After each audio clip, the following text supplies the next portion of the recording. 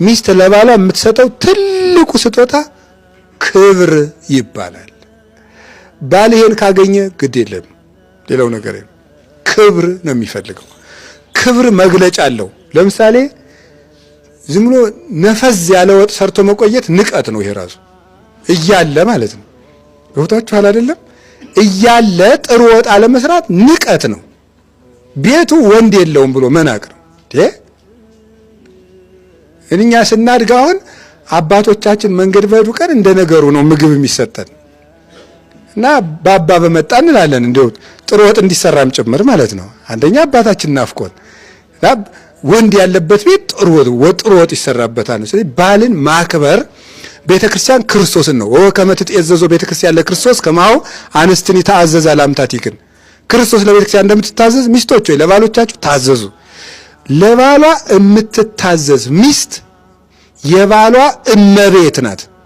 ታውቃላችሁ አይደል? መልሳን የምትገዛው ማለት ነው። ከታዘዘችው ገንዘቡን ምንጭ ከጓደኞቹ መሃል ሲያወራ ማክበር፣ ሲመጣ ተቀምጣ የነበረች ተነስታ ጫማውን ብታወልቅለት፣ ልብሱን ብታጥብለት፣ ከሰው መሃል ሲያወራ እውነትህን ነው ብትለው፣ የእውነቴን እኮ ነው የምነግራቸው ማለት ነው። እንደዛ ብትለው በስላሴ ከዚያው ንጉሠ ነገሥት ነው። ወንድ ለክብሩ ነው የሚጨነቅ። ገብቷችኋል? የፈለገ ቢሆን እንዲሁ ከዋሸም ዞር ብሎ መጥፋት ነው።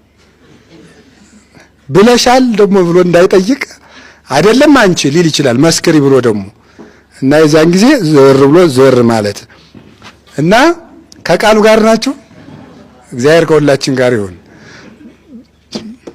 እግዚአብሔር ከሁላችን ጋር ይሁን። ይሄ ግን ለባልና ለሚስት ብቻ አይደለም። ገብቷችኋል? ለባልና ለሚስት ብቻ አይደለም። በአጠቃላይ መስሪያ ቤትን ብትሰሩ ምን ይሆን ወንድ የሆነ ሁሉ ምንድነው የሚፈልገው? ክብር ይፈልጋል ነው። ከዚያ በኋላ ደግሞ